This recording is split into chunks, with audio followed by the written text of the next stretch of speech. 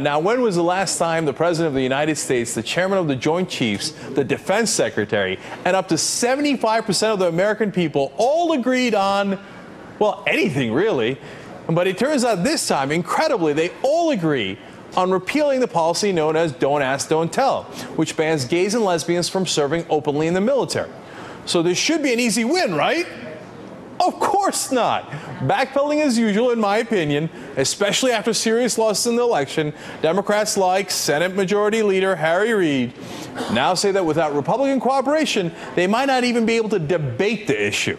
That cooperation appears far less likely after the midterms, especially when you consider the report from the Hill, which reads, quote, Senators Carl Levin of Michigan and John McCain of Arizona, the top Democrat and Republican on the Senate Armed Services Committee, are in talks on stripping the proposed repeal from a broader defense bill, leaving the repeal with no legislative vehicle to carry it.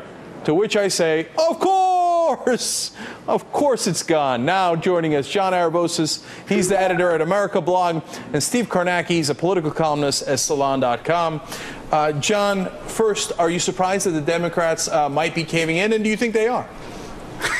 God, no, and of course they are. You know, as the congressman said, does a leopard change its stripes or whatever the hell it was? No, the problem we've had with the Democrats on so many progressive issues, and God knows we're having it on gay issues, is they cave. As you said, Don't Ask, Don't Tell has polled between 70 and 80% for repeal in like 10 polls in a row. You've got the Defense Department, at least the senior leadership, the chairman and the secretary on board. You've got the president on board. But then when it comes to getting the votes, you don't really find Senator Reid, I think, doing enough.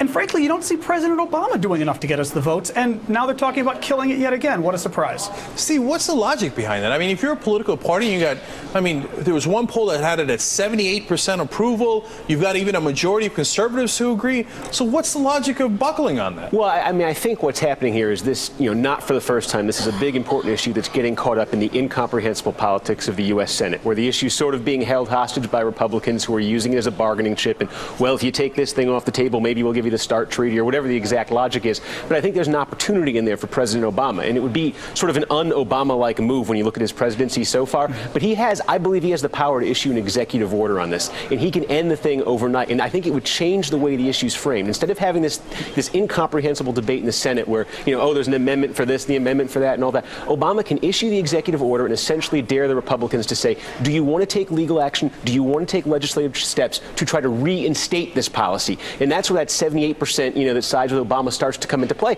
Because then I think you'd have Republicans who'd be saying, you know what, this is not a fight we want to have right now. Let's just let this stand. Let's move on. There'd be Republicans making noise, but the party would be divided. I think there's an opportunity for Obama to do that. Will he do it? It's not usually his way. Yeah, I think it is comprehensible, the debate, because you could just say, hey, we're on this side, along with 75% of the American people. Right. You're on the other side. Good luck. Have at it, Hoss. Right? So, John, let me go to you. I mean, do you think that President Obama can do that? Should he do that? Is it a good strategy? He can do it, he should do it, and it is a good strategy, but I agree with the other guest. This president doesn't do bold. I don't know why, and we've seen it on health care reform. God knows we saw it on the stimulus. He didn't ask for the amount of money he thought he needed, and frankly, had he asked for the entire amount of money and the Republicans said no, we could have blamed the economy on them right now. But for some reason, someone in the White House, and it probably is the president himself, thinks bold is bad or bold is dangerous, and that's what we need right now. Otherwise, this is going to be a disaster for the president. The gay community is not going to take this anymore. And by the way, John is right. I mean, look, you had public option, which had nearly 70% approval rating. Right. White House is against it. Why? Why do you give up these advantages? I mean, campaign finance reform, huge. People hated Citizens United. 80% of Republicans hated Citizens United, the actual voters, and they don't do anything on it, and the list goes on and on. So now the Republicans, of course, are going to be aggressive. They're going after Democratic senators. So, Steve, they're going after Manchin. Right. He just got elected as a Democrat out of West Virginia, and they're trying to steal him, according to some reports, including from FoxNews.com. What do you think? Is Manchin open to that? No, I don't think so. I think the timing is really bad because he just got elected. He just got elected after the Republicans spent $5 million saying he was part of the Obama socialist agenda.